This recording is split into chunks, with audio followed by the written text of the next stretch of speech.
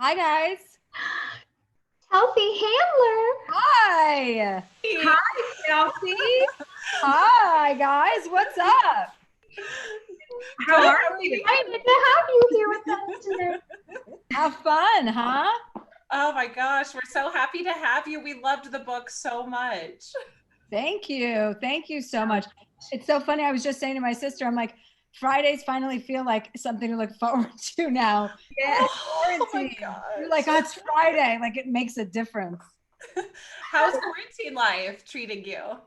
It's cute. My sister came down here like 6 weeks ago probably with her 3 kids and their 2 dogs.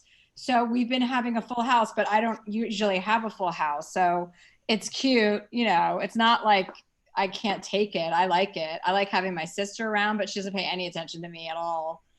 So it's kind of like, it's kind of best of both worlds. Yeah, right. Yeah, exactly. I'm like, how long is this gonna stay? I'm like, how long are you guys gonna be here for? And she's like, I don't know. And I'm like, yeah, I don't know either. So we down. Luckily, there's lots of spaces for everybody to just kind of get the fuck away from each other. You know what I mean? Get their own me time. It's good. Yeah. So Chelsea, we dressed up as you tonight as different versions of you. I'm new to Chelsea because I'm very inspired by, I love that you'll just like go topless down the street of San Francisco. I'm like a prude nude and I want that for myself. Yeah, I'm better when there's a camera. Then I can do anything, because if it's for a camera and I need to like get an image, then yes. But yeah, it's good to be free with your body. I think so. I used to be so shy about my body. So once I embraced it, I really embraced it. Love it. And I'm actually the only one who's not you, but I am Bernice. I'm channeling Bernice vibes. Oh, you actually look like a hybrid of Bernice and my old dog Tammy. I feel like personality wise, I am a Tammy. So that's Tammy and Bernice were similar, very like bitchy and like aloof and like stay out of my fucking way. Right. That's me. Good for you. Actually, that may be the biggest compliment you've ever gotten. I know. I'm like, combination of Tammy and Bernice. Chelsea, I'm rocking. I'm not calling it a testimony tonight. I'm rocking a chestimony. Okay, because I love how you have your teas. Love to know where you get some of your teas, but. Me too. I would love to know where I get them too. My message tonight is well-behaved women rarely make history. So amen to that, right? That is right. Yes. There were so many awesome parts in the book, but one of the parts I loved was your pharmacological intuit section. And so I was channeling that tonight. I just loved how you said you could just like look at someone and know if they were like a Xanax person or how much they needed. And so that's what I'm channeling tonight. Yeah, I'm very good with telling people, like assessing whether or not people can take or handle certain drugs. Like if a certain personality is like, oh, I've never done mushrooms. Should I do mushrooms? And I'm like, I can usually assess like, no, that's not a good idea for you. I can assess your body like composition as well as your psychological like state. And then based on that, I make pretty accurate assessments, I would have to say. Oh my God. So like if health service. Like you, I could just tell by looking at you and talking to you for the short amount of time that I do, that you are okay. You can handle your alcohol to a degree, right? I feel so seen. Can she handle her alcohol to a degree? Yes, to a degree. And we all have our limits, girls. We all have our limits. We all have our limits, and I'm still learning mine. But sometimes I would have said as well. I would have said that. I would have said you're still learning. Oh my God. Well, and I'm afraid of Advil over here. So like, what would you give me? Well, if you're afraid of stuff, I'm not going to make you do stuff. But if you're afraid of Advil and stuff, then yeah, you're not going to be wanting to ingest something that's going to make you hallucinate. No. You've got to like break open. You've got to like hit that barrier. At least take a melatonin or something. A melatonin and a martini. Is that an espresso martini? I have a margarita right here. My friend sent me margarita. Cheers, Chelsea. Cheers, Chelsea. Cheers. Cheers. That's so funny. You nailed Paulina, because we call it the ghost. We will be online in the middle of something and all of a sudden it's gone. Disappears. Are you guys having like Zooms with each other throughout this quarantine? Oh yes. Oh, Yeah, yes. that's cute. Yeah. Yeah. It's great. You know, the first few times it happened, we kind of got worried and we would check in, but now we're just like, she gone. It's okay.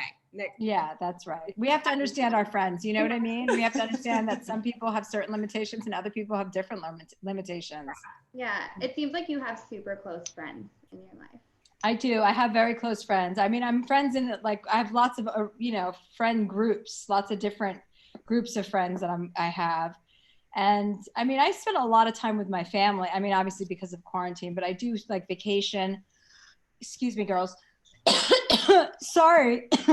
Quite all right. I do vacation with my family a lot. So I do spend a lot of time with them. And it sounds like with your friends, they thought. Excuse me. Sorry. You're No good. worries. Sounds like your friends. Let me just try and cough and be done with it. 1 second. Yeah, knock it out. Yeah. If I knew how to use the computer, I'd turn off the audio. Okay, I should be good now. Now we are living our life. It seems like your friends noticed a really big change in you in the past couple years since you wrote this book. This book was kind of a pivot. We've all read your books and watched your shows, and it seems like you made quite a big change recently. Yeah, I mean, definitely. I'm different. I'm different in a lot of ways. You know, I don't react the way that I used to when people annoy me or I find people like, stupid or whatever. Like I have a whole different way of looking at things now. That's a lot more empathetic and a lot more humane than I did before. And I didn't, I operated out of just like defense before and ego and all of that stuff. And when I was able to like gain some self-awareness from my psychiatrist that once I was ready to actually hear the bad news, like, hey, what do you think is wrong with me? Like, why am I such a bitch? And why can't I control my temper? Like all of these things, it was very useful for somebody to give me the gift of self-awareness, to tell me, hey, this is where your shortcomings are. That's not the end of the road. You can actually cultivate more empathy, or you don't have to react, like to chill out and be like, and that becomes scary too. Cause then you're like, well, what about my personality? Like I am a bitch. That's what makes me me. I'm like, how do I not be a bitch and be a bitch? You know what I mean? But I think over time, there was a period where I was like really like kind of a loner. Like I wanted to like be alone and be with myself and just like understand like, how much of me is real and how much is like a defense and kind of really like examine it, because I have the luxury to, only because most people don't. And so then, you slowly like, you're like, okay, I've got all these issues. I'm very self-aware. Then you're very hyper self-aware. You're like assessing what you're doing in every situation, making sure you're acting in the best interest of other people, being compassionate and kind and not judging people. And then eventually your old personality melds with your new one. And it's like, okay, now this feels normal again. You know what I mean? Yeah. I was wondering about that because one of my favorite things is when you like flirt fight with people. I'm like, I wonder, like when you were flirt fighting with Diplo in one of your interviews. Oh yeah, Diplo and I were flirting. Yeah. I love that when you side eye the camera and you're like, I'm like, did they fuck after? I don't know. Who knows? We don't know. Yeah. Yeah. It's fun to flirt. I miss flirting with people. Yeah. Have you been flirting or dating at all, I guess, in the virtual world? Have you been exploring that in Zooms? No, I have not been on Zooms with men. I mean, I have a couple. No, I don't have anything really going on to report. Nothing of any import. Any projects you're excited about that are coming up? Yeah, we're doing, I have a production company, so I bought the rights to a bunch of books. And so we're developing those. Books like Men Explain Things to Me by Rebecca Solnit, a book called Unspeakable, a bunch. So we have a production company and we kind of are putting together projects for, different directors, writers, and stars, actors, and talent. We're making my book into a show. I sold the rights to that to Universal, where I have a deal. So yeah, we're doing, a lot of different, with television right now, it's like everyone's just dying to get back into doing something. So I think everyone's kind of waiting for the first person to go and test it out, because I'm not ready to go back out there right now. I'm not doing that. I'm not cool with this whole, like, let's open it back up. I think the people who can afford to stay home really need to stay home. Couldn't agree more. Yeah. And we're in a state where it is opening up more and more, and it's a little scary. Where are you guys? We're in Texas. Oh, right. Okay. Now, our mayor is encouraging us to stay in, but as a state, it is definitely opening up. So, and are you guys going out and about and seeing people? Are you having social distancing, like drinks or anything like that? For the most part, we're social distancing. I mean, people, it's so wild. Like, you see people out, it's gradually more and more folks. A lot of people, I would say about 20% are wearing masks and not. And so it's just like, we're just kind of on standby for this to all just get wild and crack open again, because it's Ashley's point, it's like people are just kind of half-assing it here. And, but, so we're just, I think all of us are taking it serious, and that's what really let us start doing some online stuff. It's because, hey, we can't get together, but we don't want to stop socializing and doing fun things. And so then we birthed this book club. That's so cute. I love it. I sold a stand-up. I'm doing a stand-up special that I was supposed to film like this month or last month. So we were trying to figure out the places to film it, because we'll do it with like a smaller audience or social distanced audience or whatever. I would just like to do it this summer before the election. And they were like, oh, well, Texas is opening up. They're the first to be opening up comedy clubs. So they're going to just see how that goes until like June 1st, and then report back if it's like safe to go out and do those smaller venues, to possibly film it at one of those venues.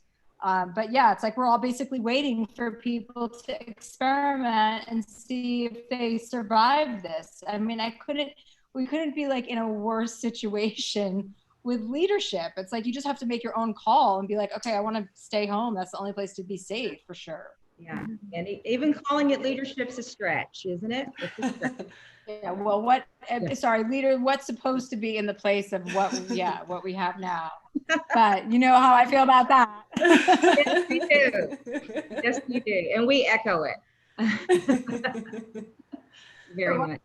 What organizations or with the election coming up, just like what organizations you support and kind of any advice you have for us with just the doom and gloom?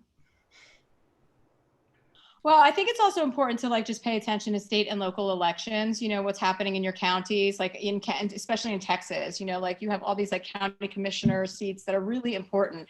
So it's about like really finding out in your district, like down ballot, who's running and who's, you guys have like so many incredible people that were elected the first time in 2018. Like there's, what's her name from Harris County that's running, Lena Hidalgo. And then I think she's rerunning, but like, it's so important for us to always like know about these races because they're all, at different times. Like we have a race for Katie Hill's seat here on April or, May 12th. And it's like, nobody knows about that, especially in the time of Corona. Like no one's paying attention to like contributing to candidates. So it's really kind of like our responsibility to just spread as much information as we can on social media and stuff, because people do want their voices heard, especially now that we see what it's like to have a moron in the White House during a pandemic. Absolutely. And we'll do anything to prevent Velveeta. And on that light note. But before, we know our time is limited. We'd love to talk about just a little bit more about your book. What were some of the harder pieces to write? Like, what was your writing method? What did you do to kind of prepare for this? Did you revisit certain chapters? Because you do get very real in some of these moments. It's very hard hitting. So was it difficult to write at certain times?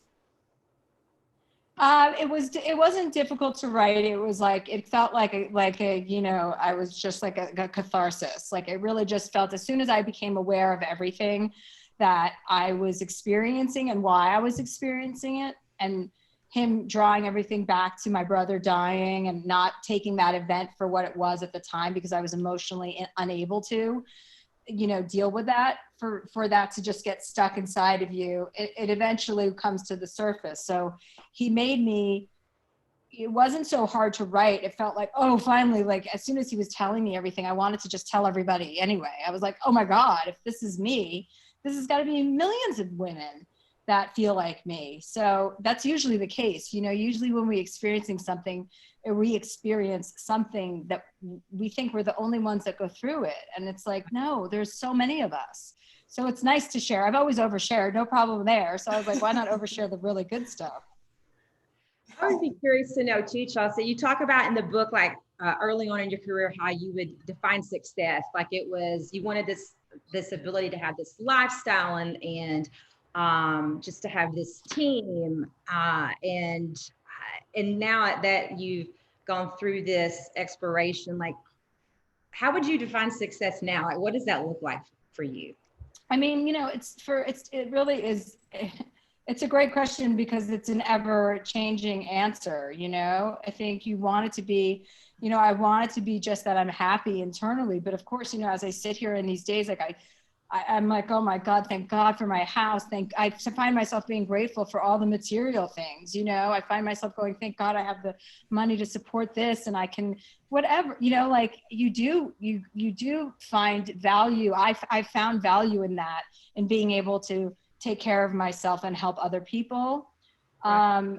But in terms of success, like, you know, I think is to really operate from a place where you're not worried about what other people think. Like you're operating from your true essence and who you are, and you're not doing anything to please anybody for the wrong reasons. You know, I think that's really just, I like being fearless, and sometimes, you know, sometimes I can get in my head, and I want to be a person who knows that when I'm going through those difficult times, that they're short, they're temporary, and that I can still act in my best, you know, as my best self when I'm going through a difficult time.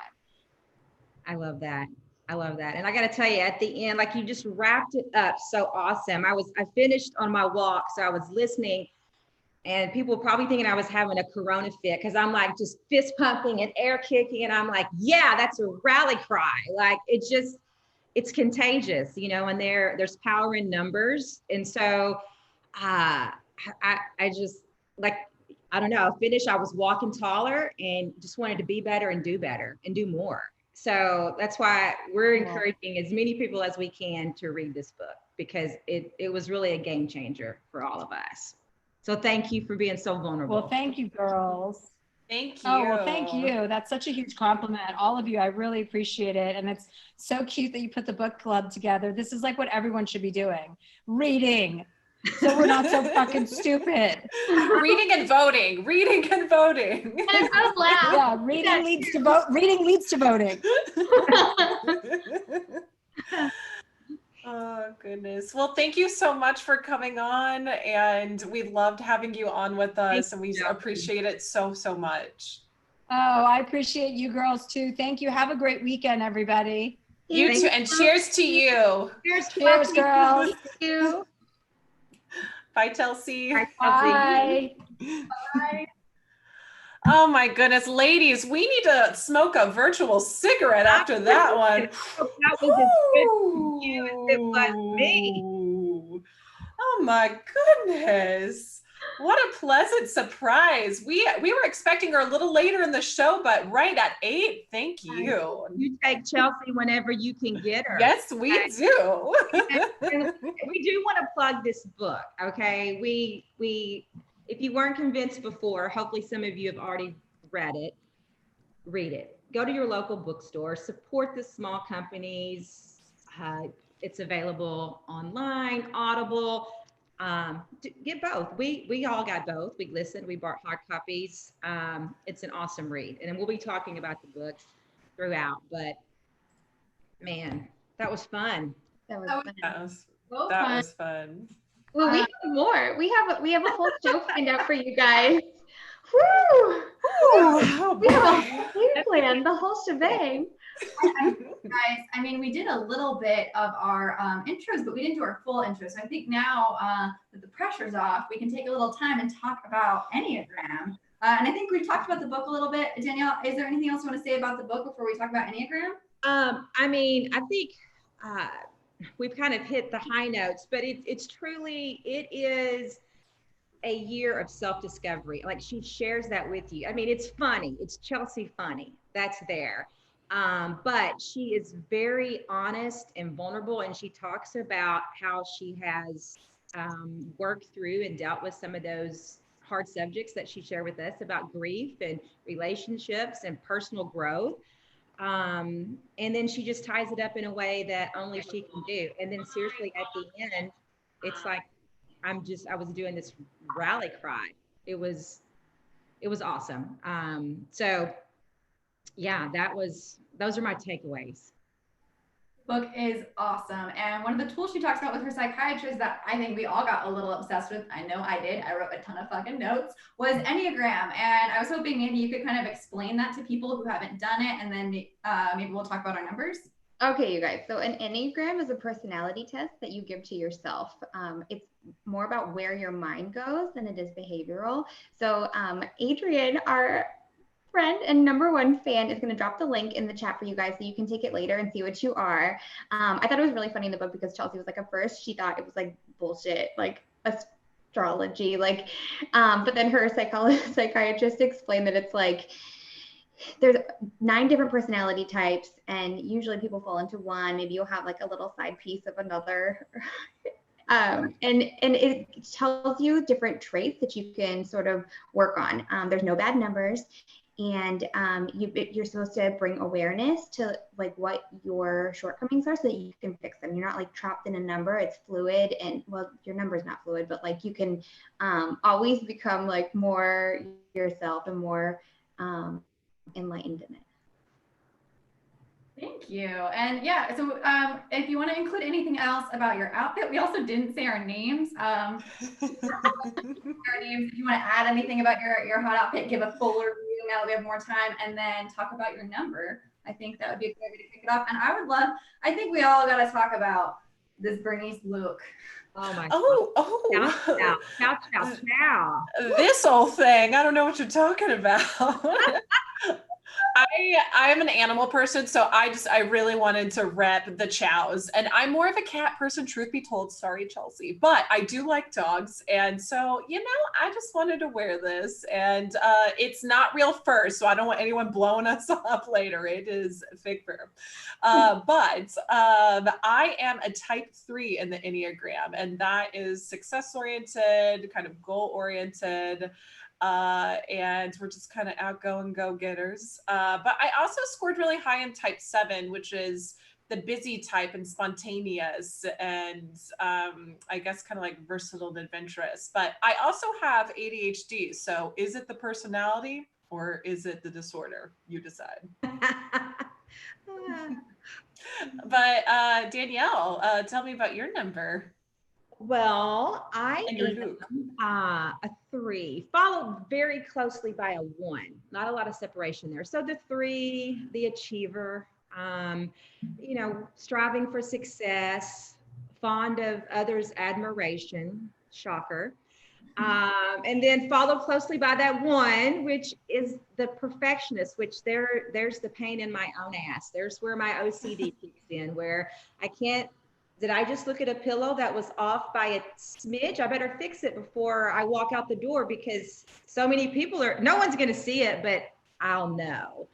So there's that. But as Chelsea said, we have to love all of us all of the time. And I think the testimonial says it all, And they look good. They look real good. I mean, I don't know if they don't look maybe Chelsea good. Her girls look good. But it's the rack I've been given, so I'm gonna do what I can with it. You have a great rack. I don't know. Look at that. Well, thank you. Yeah. All right. Okay. So I was really scared of my number. I took it twice. Actually, I had 2 glasses of wine and I took it because I wanted to be like super honest with myself. Because you can like what's the right? I want to like pick the right one. So I got an 8, which is also what Chelsea is, and she was like, didn't like hers at first either, because Donald Trump is also an 8, but there's a difference. And I was like, I told the girls, and then I took the test again, and I was like, I need you to therapize me over this, because I'm like scared of my number, because it's okay, so it's like the challenger protector, and I'm like, okay, I'm like this is ridiculous, but I'm like afraid of my own power, because I'm also a 2, which is like an empath, and I'm also a little bit of like a 3, but mostly an 8. So here I am.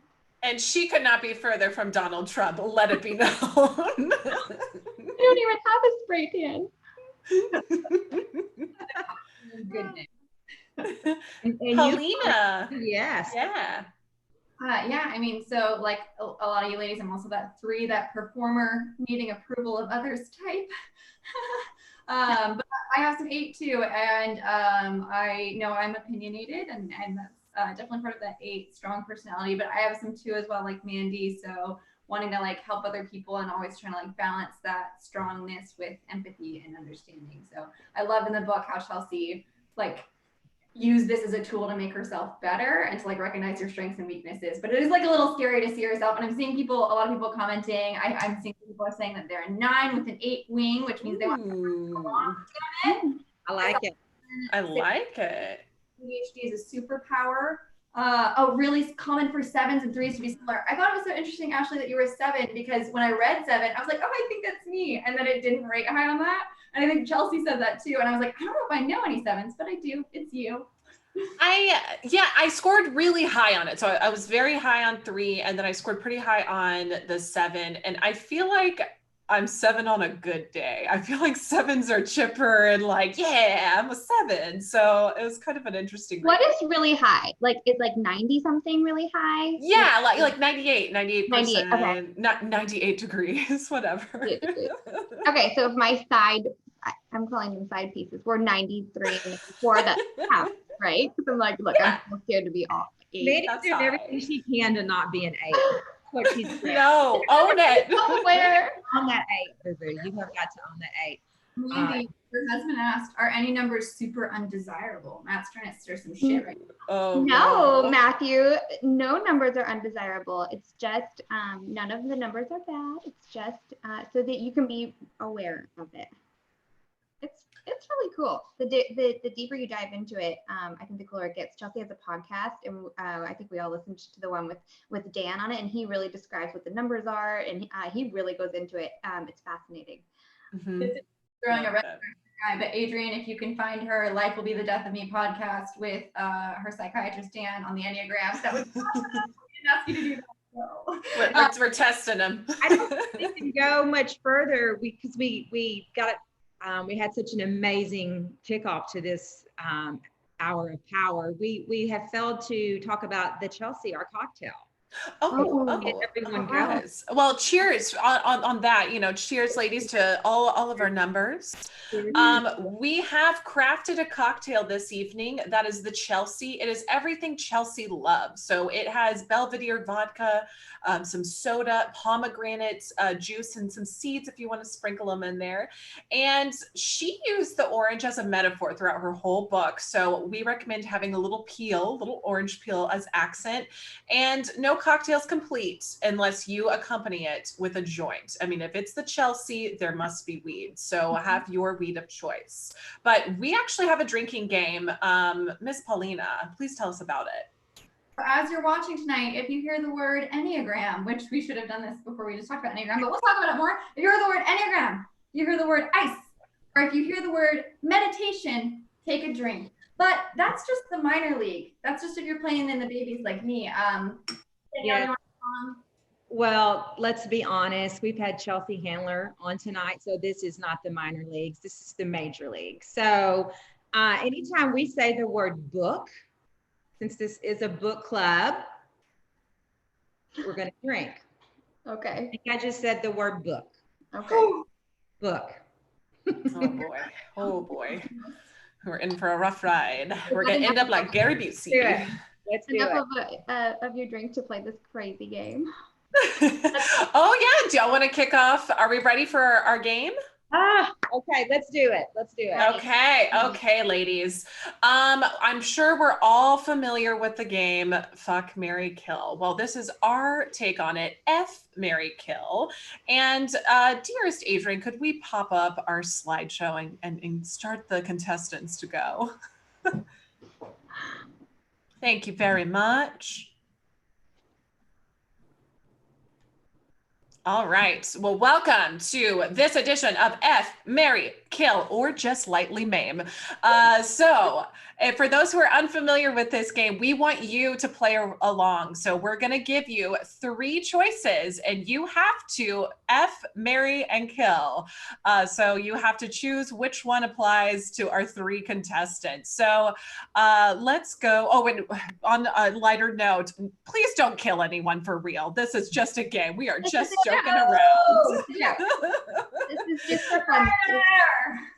All right, let's kick off our first round because I have a Chelsea round ready for us. All right, I'm excited. Oh my gosh, look what we have here. Oh my goodness. Well, my dears, it would appear that we have a couple of crushes from Chelsea on our first round. So I wanted to mix it up a little bit on this one. And we have the New York governor, Andrew Cuomo, looking like a snack over here. And that's Chelsea's current crush. And then next to him is former special counsel and ex-Chelsea crush, Robert Mueller. And then we have Dr. Anthony Fauci, who's the director of National Institute of Allergy and Infectious Diseases, and he is on the COVID task force. Adrian, thank you very much. If we could remove it in just a moment. Ladies, I want you, oh, we're premature. Let's do Anthony Cuomo first. Are we gonna fuck, marry, or kill? Or excuse me, Andrew Cuomo, I'm sorry. Are we fuck, marrying, or killing our dearest Cuomo? On 3. Mm-hmm. Go. Audience. We're all so nice. Oh my gosh. I've added a little to this one, ladies.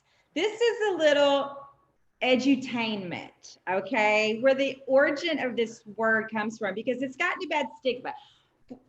The acronym initially stands for fornication and under consent of the king, okay? So it's got a bad stigma, and that's fake news. That is fake news. I love it. And for anyone watching in the comments, you could give us your vote too on what you would do with Andrew Cuomo. But ladies, why was your vote fuck? Well, because I've heard that he has nipple rings, so I feel like he might be like a lady in the streets, but a freak in the bed. What? Matt told me that. This is shocking. Okay, I guess he doesn't actually have nipple rings, but people say he does because I can confirm he does. Just one, though. Just one. Have you seen his PowerPoints? That's all I have to say. Paulina, why your choice? I was swayed. I was originally gonna marry him, and then I had a conversation with the husband, and he swayed me. And I'm laughing because my friend Allie is commenting right now, and she works in politics in DC, and she also said that she would fuck Anthony like all of us. So yeah, originally I was gonna marry him, but my mind was changed. I have someone else I'm gonna marry. It's still in my heart. Andrew's just the type of guy you bring to a party, and it's, you know, it's fun, and that's that, you know, and then we move on. Now up next on the chopping block is Robert Mueller. So Robert Mueller, if y'all want to comment on how you would vote for F, marry, kill, ladies, what say you? In 3, 2, 1.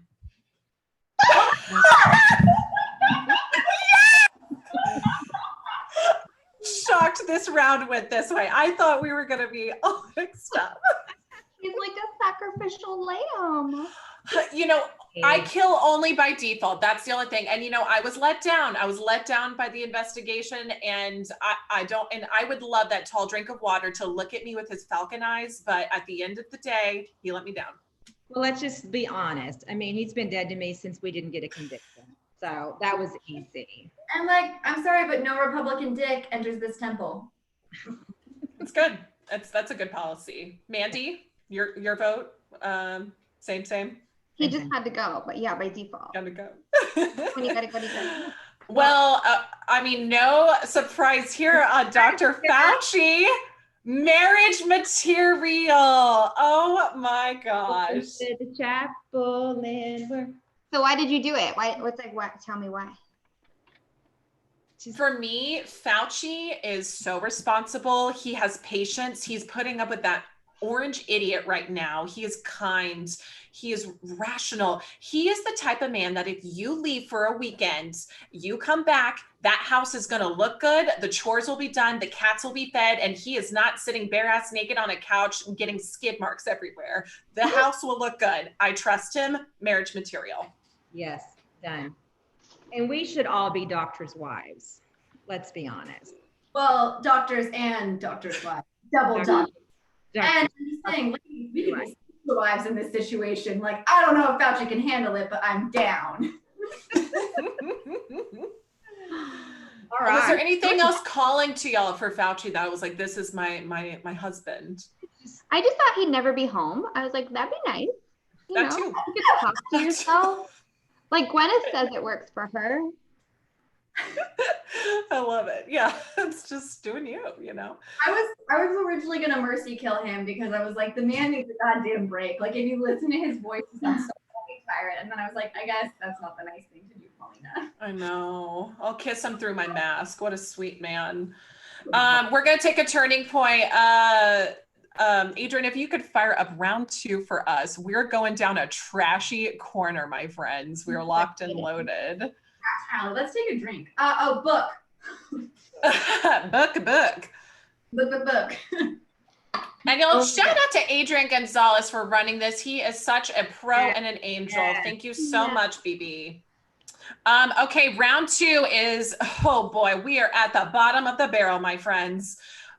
You have to marry, kill the entire cast of Too Hot to Handle, Love is Blind, or Listen to Your Heart. Let's get Too Hot to Handle up on the chopping block first. What say you? Are we marrying, or killing?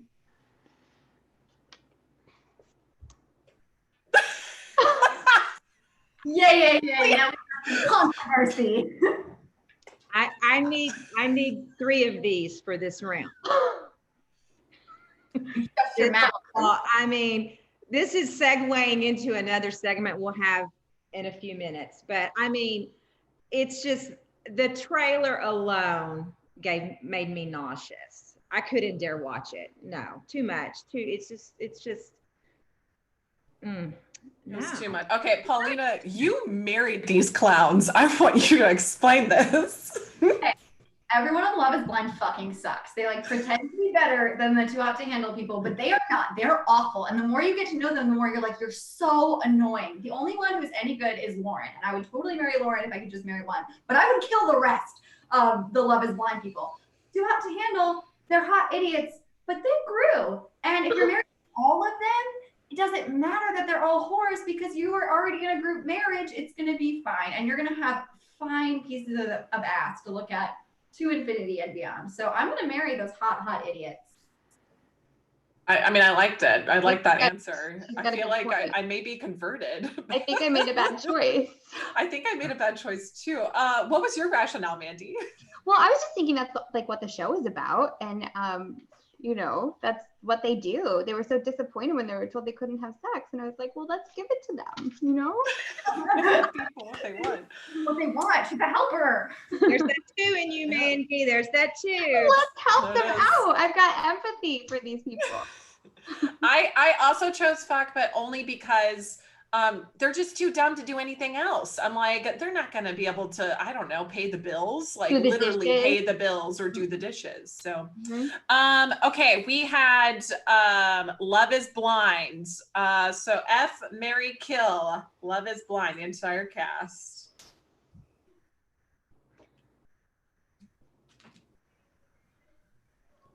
Ashley. We are together. Okay, so my team fuck. Explain yourself. Smallest cat. Smallest cat. Just a practical fucking woman. She get through this one, guys. I mean, it's come on. She tired.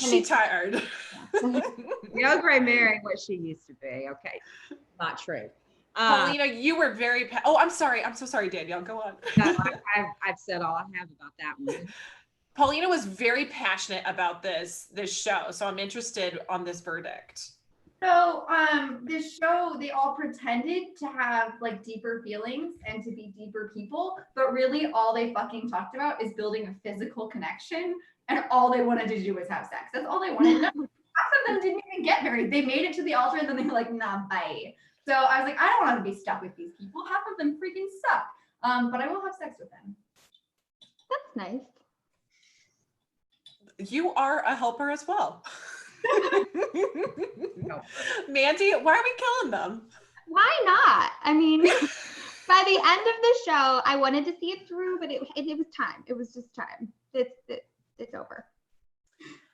I just think they're all trash people, with the exception of Lauren and her scientist husband. Yeah. Loved them. I will spare them. I will spare them. Everyone else, they just need to die.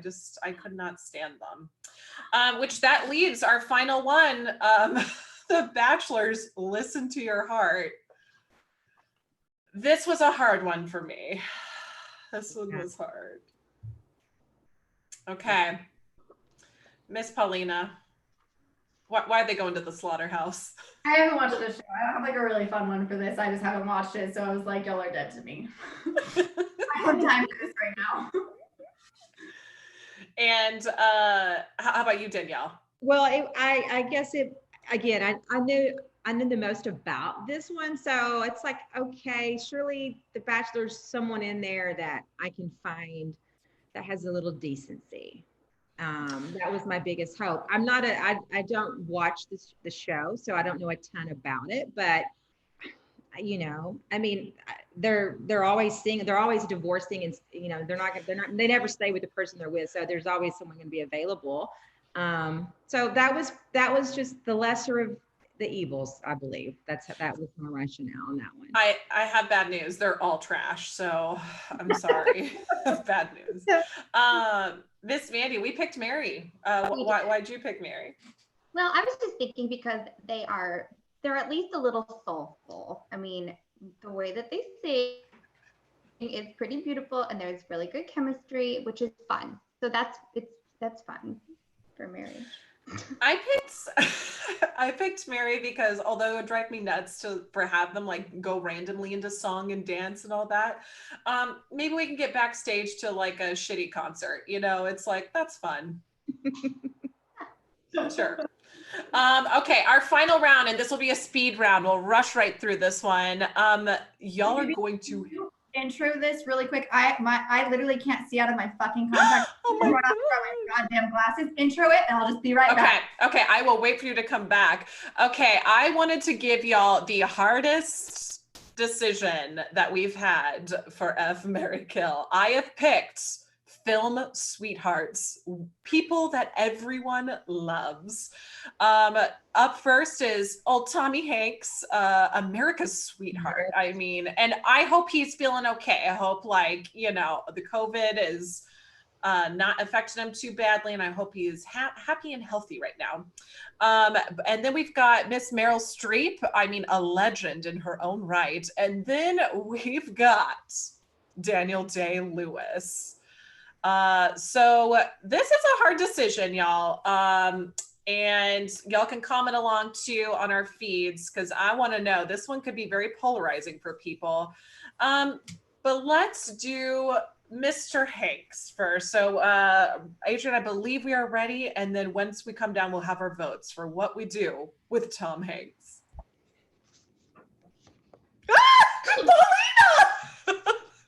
Paulina. Oh my goodness. That's cruel. Y'all, I talked about it with Pete, and he was very upset with me. He was like, you're going to kill Woody. He's like, you're going to kill America's fucking sweetheart. And I was like, guys, Meryl fucking Streep. I'm not going to kill Meryl Streep. Meryl Streep is my queen. Meryl Streep is my God. Meryl Streep is my Jesus. So I'm sorry. I fucking love you. I love you so much. I love you so much, Tom, but I had to. I understand. I can't fuck you. I can't say late sentence. I fuck Tom Hanks. I can't do it. I'll let you know how it is. Okay, so Danielle, yeah, you picked fuck. We're going. Yeah, I mean, Tom, you don't know. He's like an onion. There's layers there. Just peel one back at a time. I mean, and like you said, he's Woody. That's all you know. And he's also starred in Big.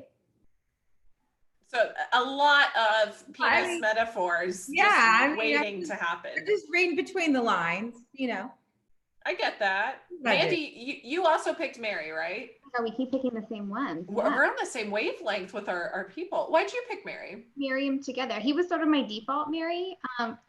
What a sweetheart. Why not? Why wouldn't you marry him? I think he'd be a great husband. That's why I picked him. Yeah. Okay, oh boy, I'm really scared for this one.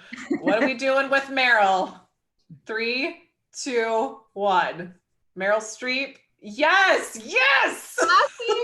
You're on a roll.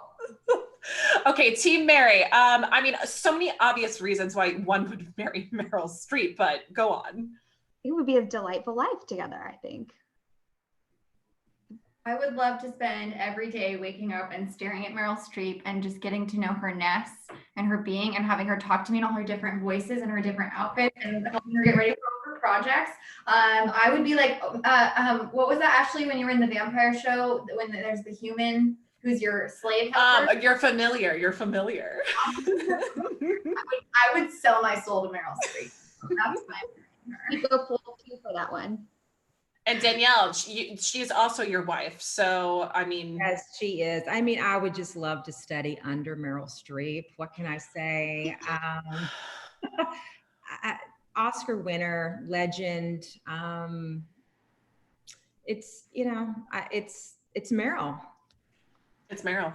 Yeah. Mandy, we're on the same wavelength. You picked fuck. Yeah.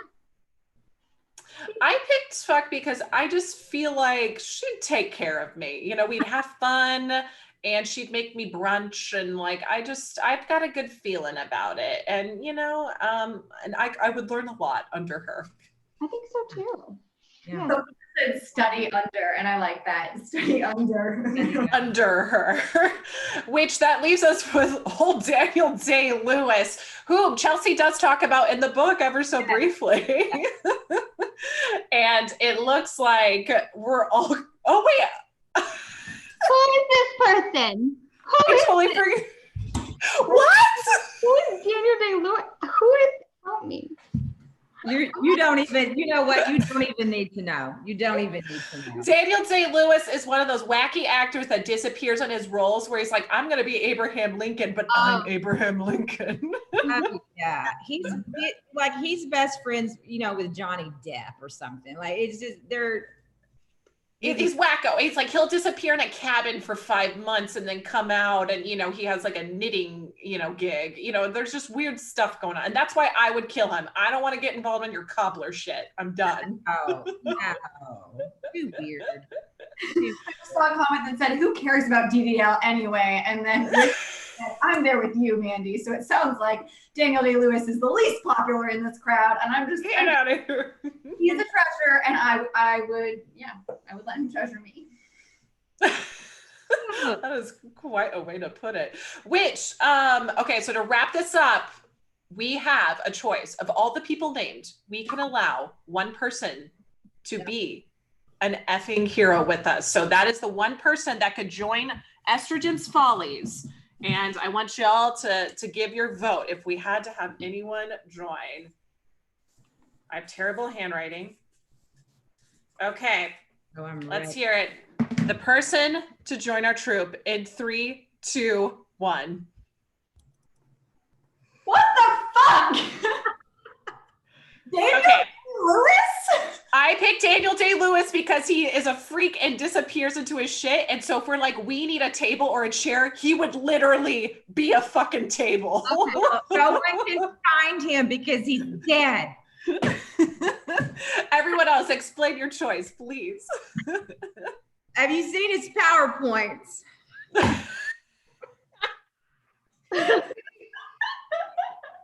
Leadership. Look at hands.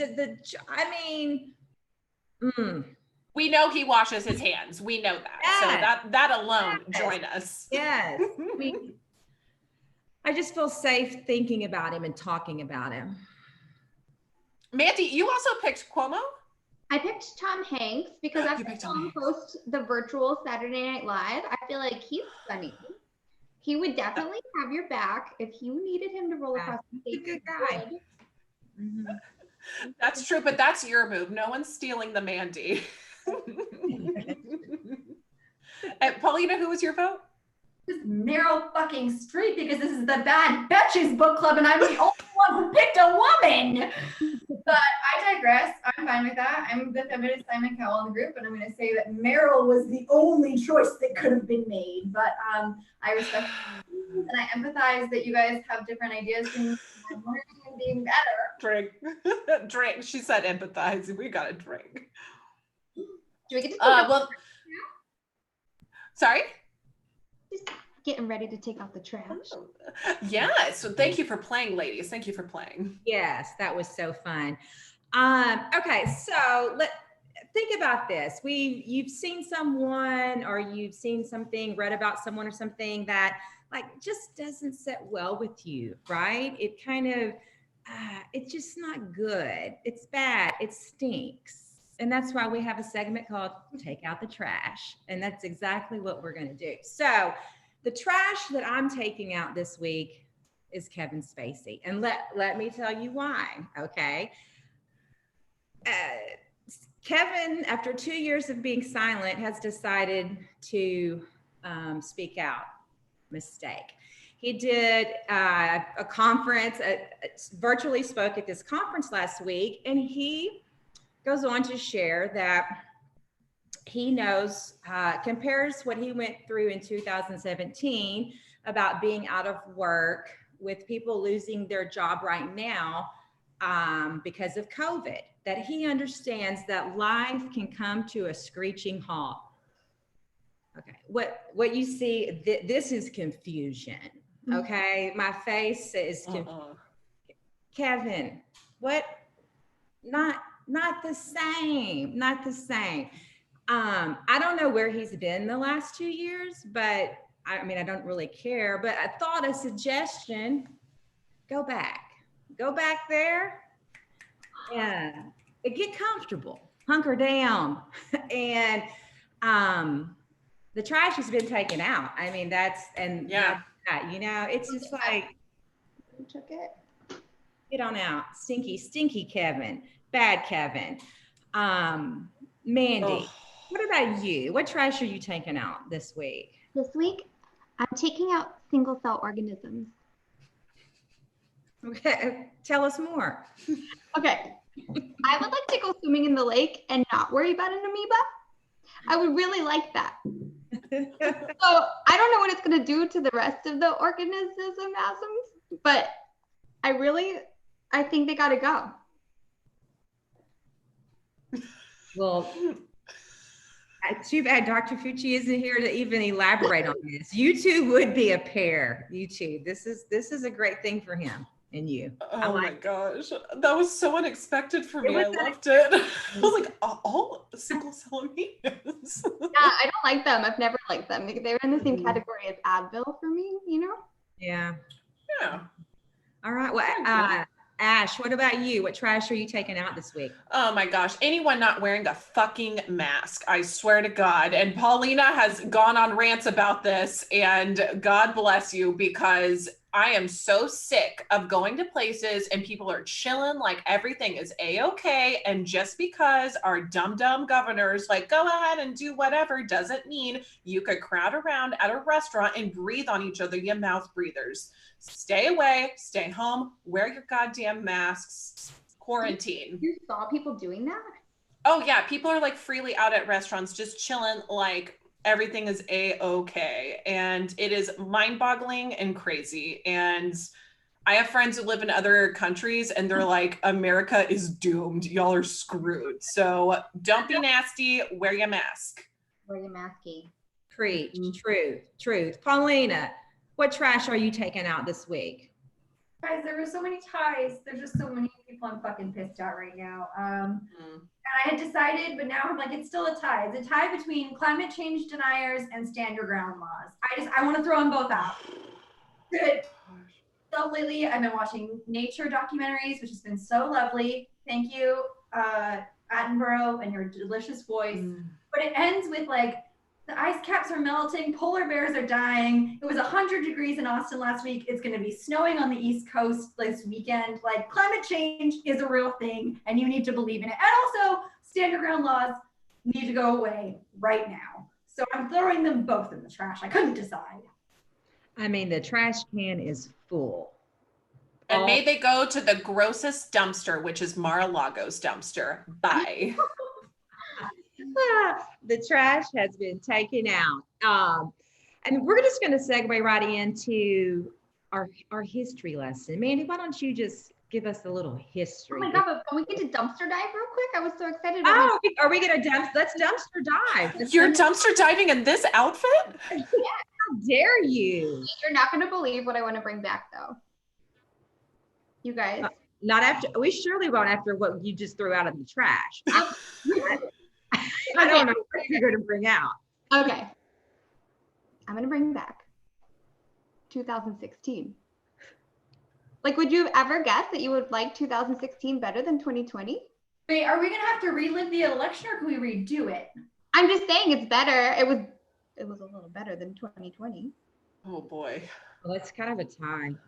But will we have to relive it all? I don't know. We didn't know each other in 2016, though. I'm going to tell you, Dark times. I don't know about that, but we all owe 2019 an apology. We do.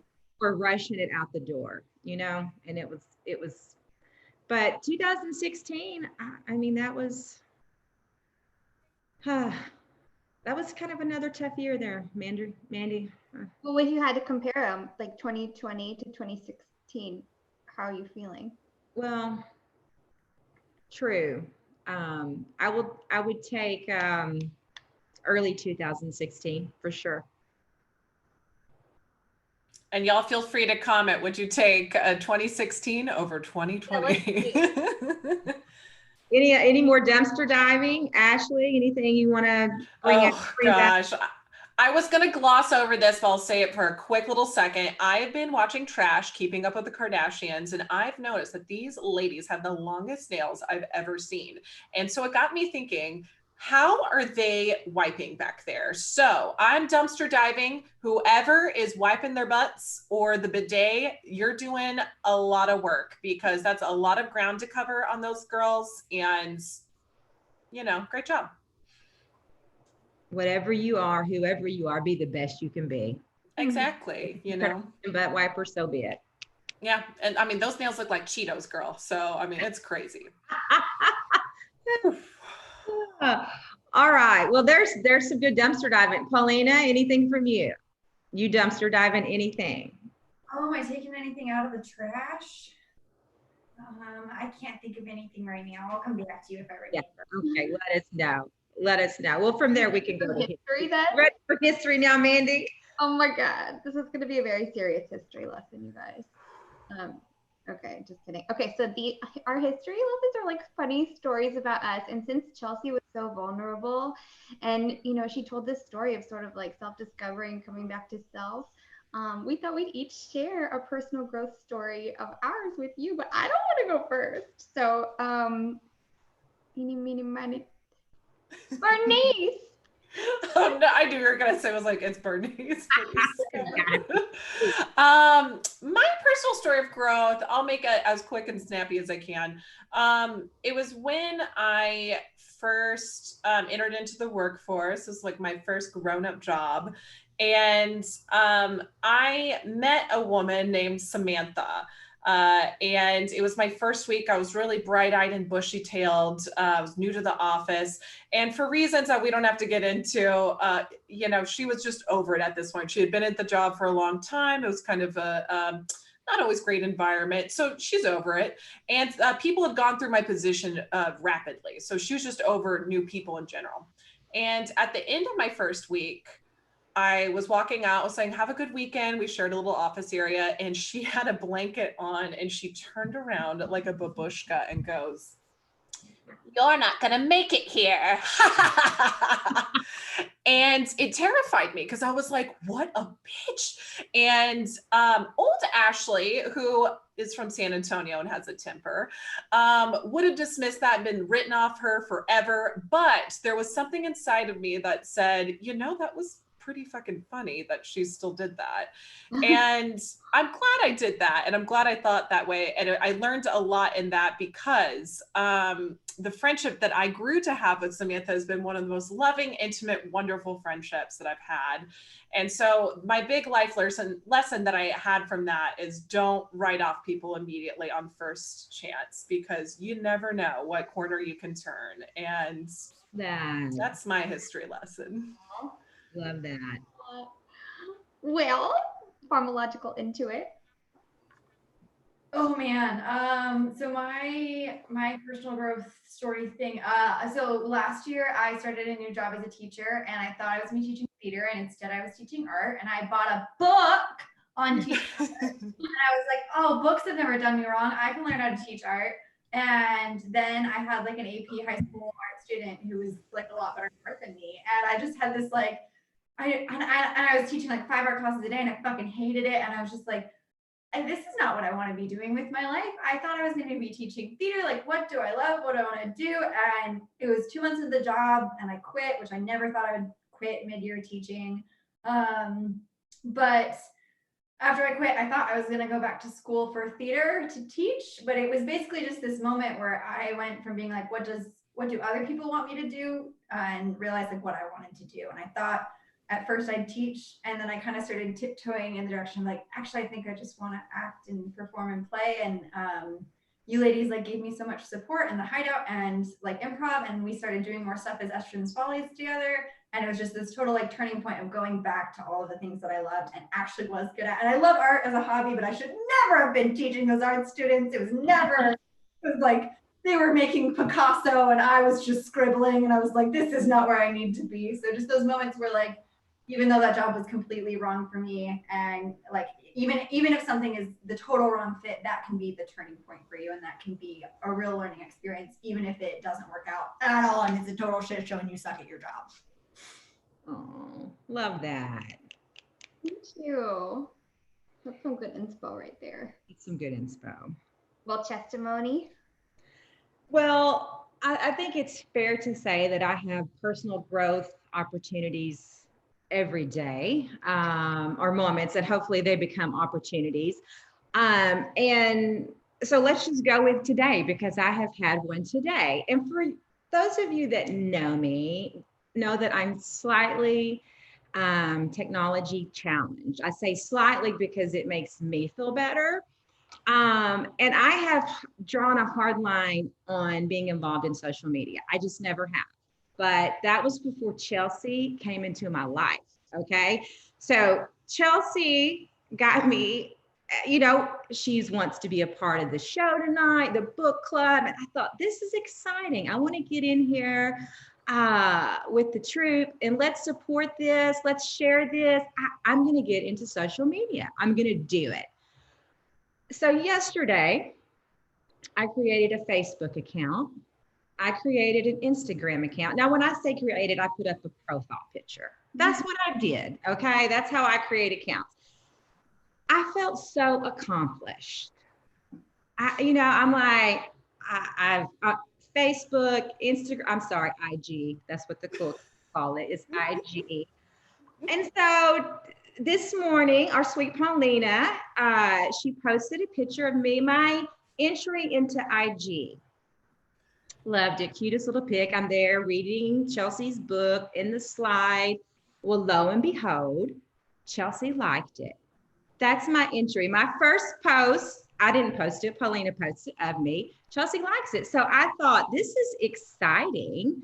So exciting. So it's exciting. I mean, she popped my social cherry. I mean, you know, she liked my post. I'm like, I've got to get over to my account and re-like it, repost it. I know I'm supposed to do something with this because this is good. So I scurry on over. I try to log in to my IG account. Well, lo and behold, it's been disabled because I have violated terms. Okay, I had an Instagram account for 24 hours. The shortest Instagram account in the history of Instagram. I don't know what I've done. I don't know enough to know. They sent me a link to read terms and conditions. I might as well walk on glass. I would rather walk. And then what do you do when you read it? My lovely wife, Lord knows she just, when I say, hey, Sarah, she wants to run out the door. I know she gets that tone where it's like, God, what now? We find a link. I get an email from Instagram. Okay, this is what they asked me to do. They send me a code. They go, write this code down on a piece of paper, hold it with both hands. So I'm not making this up. So we can see both hands. Make sure you're in a well-lit area. We have to know it's you. And then they wanted all other kind of personal information. They might have asked when I had my period. I mean, that's how much they're asking me. What? Oh my God.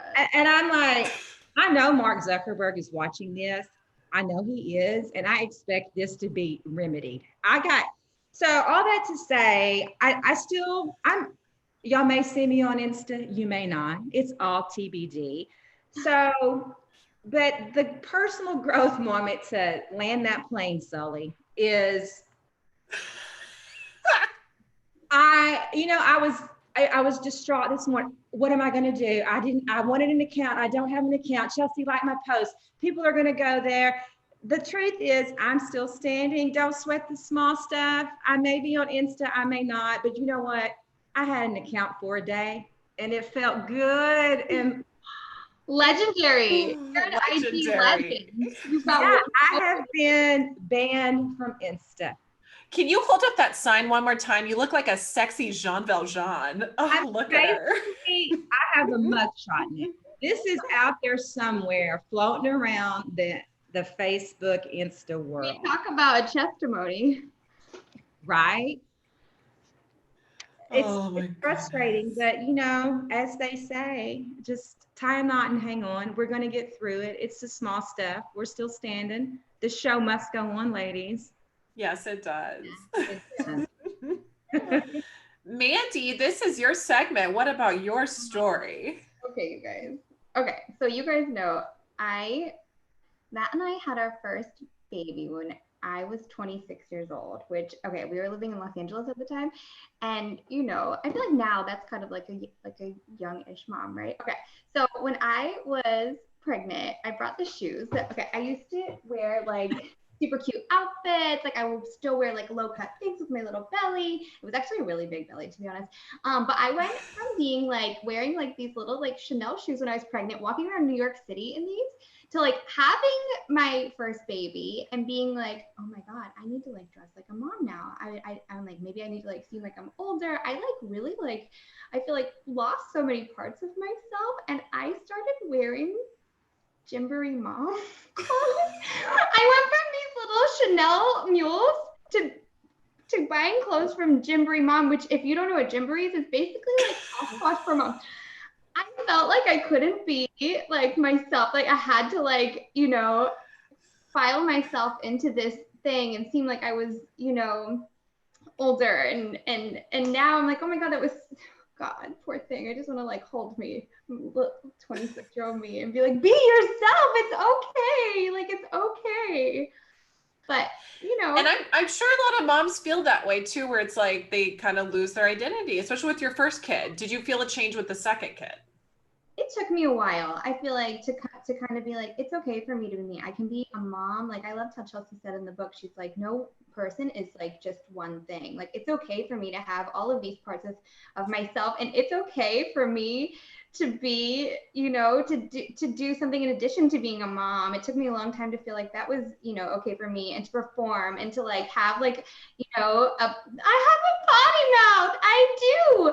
I just love that. And I love to perform, just being like, it's okay for me to be like all of me. And I don't have to pretend like I'm something I'm not. And I don't have to pretend like I'm older so that these moms will like me. They're not gonna like me anyway. It's fine. Like all that matters is that I like me. I need to like me. And I need to be able to wear my fucking Chanel mules if I want to, and get blisters if I want to, and do what I want. Yeah. And we like you too. We like you. Love all of you. To our favorite fucking mom. We love you and your sexy momness and your willingness to wear hot outfits and roll on the floor and take care of 3 children. And we're so happy you're in our group. Oh my gosh. Yes. Absolutely. Yes. Oh, what a beautiful history lesson. Oh, I loved it. Ladies, do we have anything else on the docket before we wrap it up? I have one last question for our audience members. Guys, if you stuck around with us, thank you so much. And we have a very, very important question. Mandy had posed this to us, and it's a real toughie, guys. We need to know what you would be willing to do for a full body massage right now. So I'm going to say that one more time. What would you be willing to do for a full body spa massage, delicious scents, maybe a topless masseuse if that's something you're into, just like the whole like 80 minutes. And ladies, I want to hear from you guys, and I want to hear from our listeners. Yeah, like you're guaranteed not to get COVID. So this is like pretend world. So you can like, you're not going to get COVID. You get to smell lavender or whatever smell you want to smell. And it's in this like very luxurious place. I know what. We're talking 2-hour massage, right? However long, you can be like unlimited. Like unlimited. Even better. By like a real therapist. I'm also asking our tech Adrian what he would do for a massage too. So who wants to go first? Peter Fox, bleach bath. He'd take a bleach bath. That's dedication. He wants a massage. Probably Very painful. bleach bath. I mean, I think I would just strip down. I would pull a Chelsea and just run from the house to Town Lake, which is really a river, and just jump in, like do a big nude cannonball and come out and just walk to the resort. With nothing but a mask on? With nothing but a mask. Yeah. Yes. Yes. Okay. Y'all, real quick, I have to read this. Autumn said that she said for unlimited time, she'd slap 2 Obamas. That's dedication. That is a lot. Oh boy. So an unlimited massage. Unlimited. Ladies, I would resurrect Mother Teresa from her grave and kick her in the vagina. oh my. Come at me. I want that massage. It's yours.